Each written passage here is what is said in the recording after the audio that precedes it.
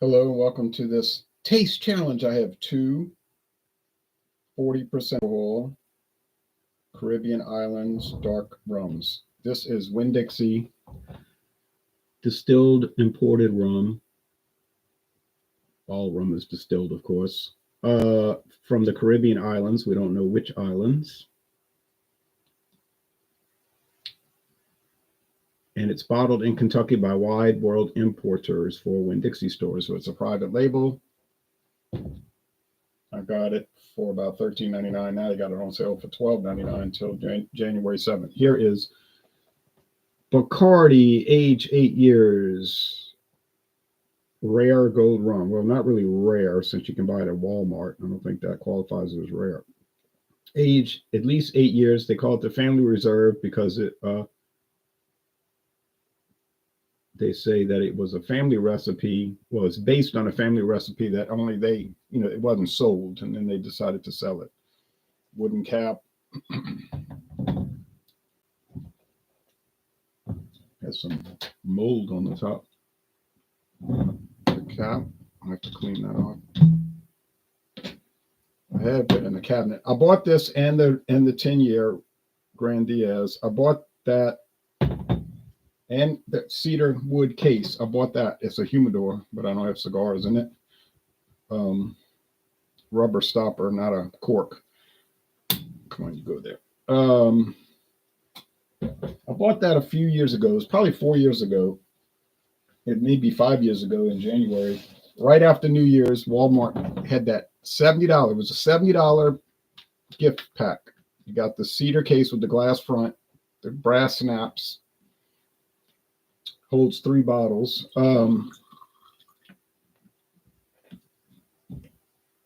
And it was on closeout for $35, half price. So I paid $17.50 each for these rums, the 8-year and the 10-year, not counting the case. Now, if you factor in the case, it was less. But anyway, that was a great deal. My father told me, he said, I don't even drink anymore, and I'd have bought that. He'd have bought it to give to someone, I'm sure. Okay. I'll show you the websites real fast. Not a whole lot to see. Well, at least on the Winn-Dixie end, there's a good amount to see on the Bacardi. Get my glasses on. Now, I'm going to have to close my eyes when I mix them up because, as you can see, the Winn-Dixie is very pale. Obviously, no color added. No age statement on it. But no color added. The Bacardi's copper appearance, or at least amber, chestnut. Tommy Carroll says, morning, Louisiana Liquor Reviews. Funny how you can think you're right sometimes and you're so wrong, especially about the Elysian Brewery. You weren't totally wrong, because I was having to talk to the people that were in the group and listen to your comments. It was distracting me. But what I got the impression you were saying that Elysian was gone, out of business, or about to be. And that's not the case. But really, they're not an independent company anyway. They were bought by Anheuser-Busch InBev years ago. All right. And they kept the brewery going in Washington. They could have shut it down then and just kept the brew pubs open and produced it at the big Anheuser-Busch breweries. They have 12 big breweries around the United States. But apparently they ran into trouble with the Teamsters Union. No shock there. And they were making all kind of demands. You better do this, you better do that, or we'll show you. I don't know what they were going to show them, because they said, you know what? I'll tell you what. We got a better idea. We're going to shut down the brewery. Probably was losing money anyway. They probably just kept it open in some ways, for like heritage or whatever. I don't think too many companies do that, though, really. But they could have they said, we'll just make it one of like our California brewery. It's no big deal. You want to be a hard case about it. And this happens every time. And the unions, they claim they're helping the workers, right? So they make these outrageous demands. You better give us what we want or else. And then the brewing company is like, well, you know what? We'll just happened at Schlitz, 1982. You better do this. You better do that. Schlitz said, look, the company's not doing that well to start with. And if you go on strike, we'll shut the company down and sell it. Oh, yeah, you're lying. You're trying to bluff us. They said, go ahead and go on strike. See if it's a bluff. They went on strike. the brewing company was sold to Stroh's. The brewery was shut down eventually. The one in Memphis, Tennessee, and Tampa, Florida. Tampa, Florida was sold to Yuengling. Memphis was sold to City Brewing. And I mean, what did the union show them? That they could have all their workers lose their jobs and benefits. And the same thing repeated at Anchor Brewing in San Francisco. You know, you better do this, you better do that. You know, and then like they had this radical leader, you know, union leader, our socialist agenda is more important than the jobs. Really? Maybe for you, because you don't work there, you're just a union boss. And then the workers, the Anchor Brewery went out of business, hasn't reopened, even though they have a new owner. I don't see anything happening there. So, you know, think about that. All right. But yeah, so Elysian's going to still go on, but their portfolio might shrink. Because the big thing that sells all the time anyway is what's the one you see everywhere? Space Dust. That's the really popular one, the traditional West Coast IPA. I don't really see any of their beers anymore, but I can't control it. Here's Bacardi. I'll tell you what, here's Winn-Dixie first, because I know that's older. This could go back to 1955. Contract distilled. Used to be a glass bottle, now it's plastic. Pretty much cheapest rum you're going to find on the market. Bacardi Reserva Ocho. And then they talk about this, and you can read it at your leisure.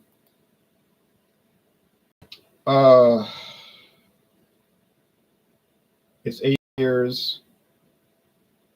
There's young people having a good time with it. They never show, you know, having a good time with it. Complex golden rum, deep layered and mellow flavor of dried fruit, spices, and oaky vanilla. I don't know about all that, but it does have a complex flavor. Bacardi's unique. I don't know if that's really unique. A lot of companies might do it, but they drip their rums through a secret blend of charcoal, different woods used in the charcoal. I've never had the 4-year Añejo. That's the one I want to buy next. I have a bottle of the Reserva Diaz. Going to bring that in tomorrow. Reserva Limitada. That's a really dark one. I'd love to buy it. And there's many others that Bacardi makes. Now, Bacardi, you might find a bottle of $15. But then you can start climbing the ladder. So rums that may cost you $150. Very limited production for those, obviously. And you might see it at Total Wine in a case, you know, be locked. So I don't want people stealing it, whatever. But so Bacardi's like a lot of these liquor companies, or really most liquor companies. They got a regular flagship brand, and then they got some above premium products such as this. And then you can go really high and spend a bundle of money on it. I prefer liquor with a mixer. The days of taking shots is over for me, says Wesley. Well, I'm not a shot person. I don't do shots. I like to, you know how I do. I like to sip on them, think about it. Cocktails, I really have no interest in that. Somebody gave me a glass. Thank you, Sandra. Stepmother gave me a glass with cocktail ideas all the way around it. And I told her, I said, well, you know, I don't drink cocktails, but I appreciate the glass. You know, it's an interesting glass, probably 50 years old. But it's just not it's one of those tumbler glasses, you know, that they use at the bar. So, but I'm not against cocktails. And I know it's a big thing in New Orleans. They even have a radio show once a week, Tales of the Cocktail. And it's all, you know, they just constantly talking about that. And then starting this week, I guess, or I'm sorry, probably today, they'll do the one for the road, the non-alcoholic cocktails that they'll run through January 1st. And they'll have that special on WWL television, where they'll have a guest star, usually a celebrity, local celebrity, and they'll give their idea. It may be even a cocktail they invented, a non-alcoholic cocktail called One for the Road. So yeah, I'm kind of an outsider on that. If I was fitting in with the New Orleans scene, I'd be doing cocktails all the time. It's just not my interest, but I understand that it's a very big part of the liquor industry, and I'm not disparaging it. But I'm not going to sit there and pretend that I'm interested in something when honestly I'm not. I'm not going to chase, you know, subs and views to do that. So I'm not going to act like, oh yeah, sour beer, I love another sour. I don't really like them. They're all right. I thought Seasick Crocodile, the artists and ales, was great. But to me, they're never really sour, and they just taste tart. It's like eating I don't know, like a sweet tart candy, or Now and Later. I don't know if that's not the correct one. Sweet tarts or Warheads, and it's all right. But I don't know why people are fascinated by it. That's me. I don't know why. Other people might say, why are you fascinated with stouts? Okay, fair play. Flip it the other way. It's personal preference. It's not a quality control issue on that. But that's been my experience over the years with sour. Even the brewery, when they sent me that expensive sour, they sent me 3 of them. They sent me one expensive sour beer, and 10 years ago, almost 11 years ago. And the guy in the email was saying, they just approached me because I didn't know much about the brewery except I'd seen some of their beers. And he said, I never bought them because they were so expensive. He said, this might be pretty intense for you. I don't know what you're going to think about it. I said, well, I'll see. And then I tried it and I was like, yeah, it's the same old thing, just a different level of the tartness. All right, enough of that. Not a whole lot of aroma here. It's kind of flat on the nose.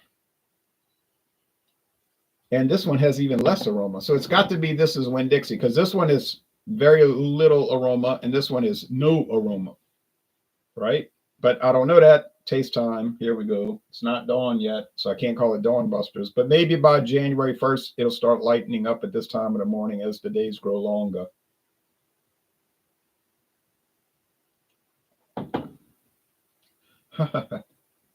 Ain't no way that's Winn-Dixie.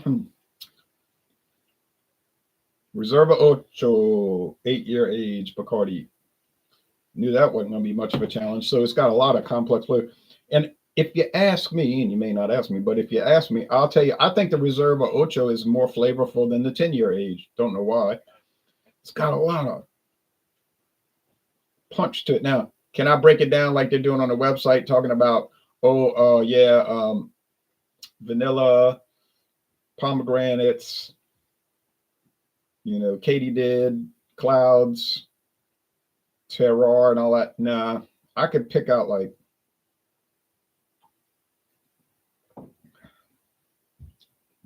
medium molasses, like the tan molasses, not dark black or light.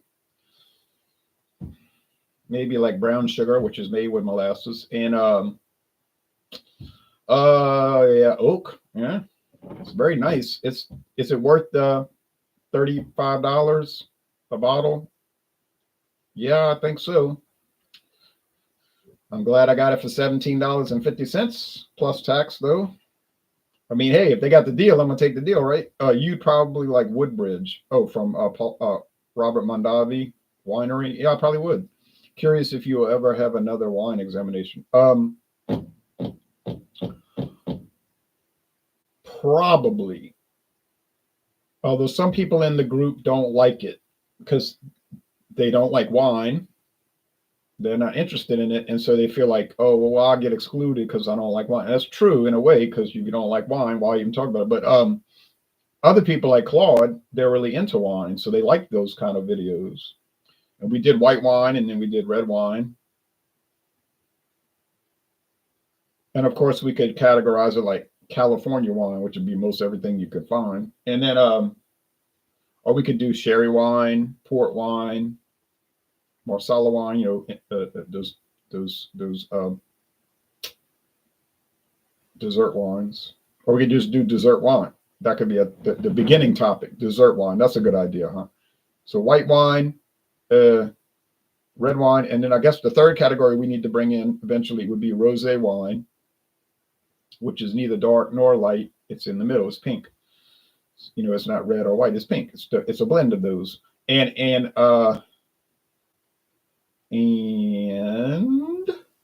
then we could go to dessert. So we got 4 categories covered at that point. Then we could go into subcategories. But we're not going to go overboard with it because some people get irritated to no end on that. But every now and then, a few times a year, that would be good. I would do it once a month personally, but other people will say, oh, no. All right. Definite A. No way this is lower than an 8. Solid 8. It's a wonderful product. I would highly recommend it. Buy it. Try it. You're going to probably love it. Okay. Winn-Dixie.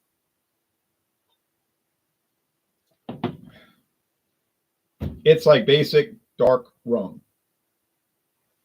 meaning you get the sugar cane, molasses, light molasses. You know it's got to be light. Look how light it is. You get the oak. It's probably aged maybe, yeah, I bet it's not even a year in oak barrels just to give it some color and then ship it out. Um, Light body, very light. Now you say, I like that. I like a light bodied liquor. I like them light. Well, this, there you go. It's light and finishes very dry. Is it exciting? Full of character? You're gonna sit there and contemplate it for an hour? Nah, it's just regular. I don't think it's going to even compete against Castillo Gold, but it might, but I doubt it because Castillo Gold got some character to it. And that's an inexpensive Bacardi brand. I don't know when they bought Castillo, okay? Castle really means Castle Rum. Ron Castillo. It's got a castle on it. It's from Puerto Rico. I don't know where the distillery is because it still says made in Puerto Rico. Probably at the Bacardi plant. Makes sense. But it goes back to 1914. You see, 1914. And Bacardi didn't move to Puerto Rico till 1962 when they escaped. 60, 61, 62, when they escaped Cuba, who was stealing all their equipment and all of their copyrights and everything. You know, Castro, so self-defeating. He's so stupid, you know, like, oh, I'm going to take over Cuba and I'm going to take all of these capitalist property and make a big big money empire. But he didn't, because he just left. And so then Puerto Rico got all the business. So he really handicapped his country doing that. Could it be it could be the tourist capital of the Caribbean instead of the a good tourist area for like Canada and England. But think how much money they could be making from American tourists going there every day. I knew a man and his wife. They were my relatives. They used to go to Cuba on a weekend on a plane. It wasn't but like 2 hours from New Orleans, straight flight. There was no layover. They would go on Friday, come back Sunday night, go to the casinos, go out to eat and everything. And it was great. You know, it was like Las Vegas right there. And then the clowns took over and wrecked it. So you never know. And now, did they have a great government before? No. Did the government have a lot of problems? Yeah. Was it sort of corrupt? Yeah. Kind of like a lot of your city governments, like New York City and New Orleans, something like that. But they go and they trick the people into having a revolution, and they go from a bad government to a much more disastrous situation, right? It's like Germany in 1933 to go from a bad government to really bad, you know. Soviet Union, they go from a bad government to a really bad government. So usually when these revolutions occur, you go from bad to worse because you believe in these lies that they're telling you, and you wind up maybe in a concentration camp like in Cuba or Germany or Russia with all your stuff going. Now, so, but I'm thinking that maybe, let's think about this. Bacardi bought Castillo rum at some point, the company, probably in the 1940s or 50s. Maybe when they moved to Cuba, maybe when they moved to Puerto Rico, they just took over the Castillo distillery. That might have been the Castillo distillery where they do the Bacardi now. And you can take a tour where you can't see the distillery. They just show you around the property and take you to the gift shop naturally. And you can taste a little bit of rum. You can taste like what I'm tasting right now. And the tour starts at $40. That's like the cheap tour. Then the good tours start at $80. And they give you this much. I'm like, nah. I was excited about going there, but now I'm like, nah. I don't need to go pay all that money to have an experience. I want to go see the distillery operations, or I'm not interested, honestly. Now I might go over. If I ever go to Puerto Rico, I might go to the distillery and just look around. Might be interesting. Okay. Anyhow, that might have been the case that they. But I think if you look at the bottle, it says some other town. I don't think it says San Juan or Catano. I think it says like Ponce. I don't know. I got to examine it again. Probably doesn't matter. But Winn-Dixie won't beat it anyway. Do most liquor companies have like a budget brand? Yep, they do. They may not even put the brand name company on it. Like if you look at Castillo rum, nowhere does it say Bacardi. Nowhere. They're totally detached from that. It just says Castillo SC, Castillo and Company, because they don't really want to associate with. They want Bacardi to be seen as like the premier brand, with a lot of cachet, not a budget brand. Same thing here. You're not going to see Buffalo Trace anywhere on this. Nothing on here referencing Buffalo Trace or Sazerac. That's because Wide World Importers it kind of separates them from that. Okay, even though it's them. Yeah, great product. Solid A all the way. No complaints. No way, no how. Winn-Dixie. It does score a B minus. I give it a B minus, an 8 out of 10, 8.0 out of 10. Nothing great, which will bring it into the 90s, but it's fine. It does match the price point. You're paying a lot. You're paying a small amount, and you're getting a small amount. Yeah, doesn't taste bad. Now, can you find some really budget products, liquor or beer, that shine, that are way above their price point? Yeah, you can. Not often. It's not common. They're out there. You run across some of these and be like, whoa, this stuff's really good. It's got a lot of character. I can't believe it's $8.99 a 12-pack. But normally that's not going to happen. All right. But it can happen. All right. Anyway, that's it. So next time I'm going to put Winn-Dixie up against another competitor that it has no chance of beating. There's no chance. The Reserva Diaz cannot happen. It will not happen. It's an impossibility. And my daughter said, well, why even do the challenges? Why are you even bothering with it? I said, well, think about it along these lines. I told her, like, if you got a bad football team and they're not going to win, you still play the schedule. You do the whole schedule. Now, if you get beat every time, you got to get better. You got to improve. It's like the New York Giants. You might say, why even just cancel the rest of the games? They only have, 2 wins? The Raiders, 2 wins. So give it up. That's not the proper way to do it. You play it out, you battle, and then you finish the season, do better next season. And that's what's going to happen here. Winn-Dixie's going to keep battling. It won't win. If you don't watch the videos, I won't get offended. I can understand that. But then we'll go into the Winn-Dixie tequila, the silver tequila. Is it going to be a similar scenario? Probably so. I thought it was all right when I tried the Winn-Dixie tequila, but barely all right. You know what I mean? Like, it's all right, but don't expect much, because you're not going to get much. And when I bring it in, now, if I put it up against some other low-grade Sazerac tequilas, yeah, it'll do fine.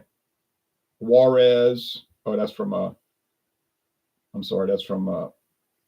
different company. Luxco, it's the same type of thing. Okay, so like Montezuma or Tijuana or El Toro, yeah, it'd be the same. It'll be even. I could get those all mixed up. Probably get those all mixed up. But against Jose Cuervo silver, it'll get blasted. It'll get blasted. Jose Cuervo silver, the 100% agave version. I can't remember what they call that. There is one. There's a Jose Cuervo you can get. You can get the Jose Cuervo silver or gold, and then you can get a version that's 100% agave. It's more expensive, common sense there, and it's way better. Believe me, you'll never confuse those two. So that'll be a laugh, But that Jose Cuervo is designed to battle with the real quality tequilas, and it can battle. It will battle. So. And I was surprised when I went to Walmart that it was only like $2 more per bottle over the regular Cuervo silver. I was like, I can't understand it. $2 more, and it's 100% agave. It's not a mixed toe. I said, did they price this incorrectly? And then when I went back a month later, it was like $10 more. I was like, yep, somebody messed up. So, all right, y'all take care now. Bye-bye, everybody.